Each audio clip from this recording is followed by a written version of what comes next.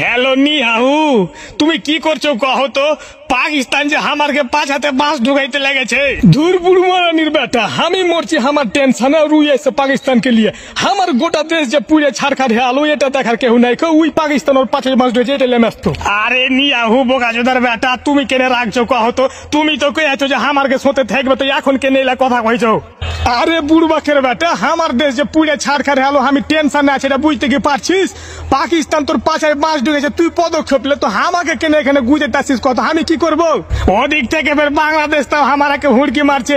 পাকিস্তান আর বাংলাদেশ দুটা মিলে আমারাকে যে একেবারে ছারখার করে দিবে, বুঝতে পারছো কিছু?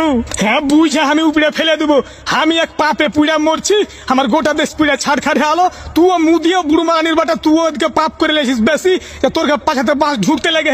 তুই এখন তোর দেশ সামলা, আমি আমার দেশ সামলা, এলাকার ফোন টোন করিস না তো। হ্যাঁ খুবই ভালো কথা, তুমি মনে পাছা টেনে লিছো, আমেরিকাও পাছা টেনে লিছে, মধ্যখানে আমারাকে লাগছে মাঝ মাঠে মেরে ফেলবে, তোমরা দুই না মেলে আমারাকে। ধুর বুড়ো মারানির বাটা, আউল ফল বকিস না। তোকে আমি মারা করে হেনে যে গরুর মুদ বেশি করে খাইতে যাইস না, বেশি গরুর মুদ খেয়ে নিলি না যাও আমি করতে লাগলি, তা ওই মুসলমানেরা তোরকে পিছনে লে আলো। কি দরকার মুসলমানকে পিছনে লাগাবে? এই এগুলা কথা বাদ দাও তো, যা হওয়ার হয়ে গে। এখন তোমরা আমাকে একটু সহযোগিতা করো না তো, রাতের ঘুম আমারকে হারাম হয়ে গে।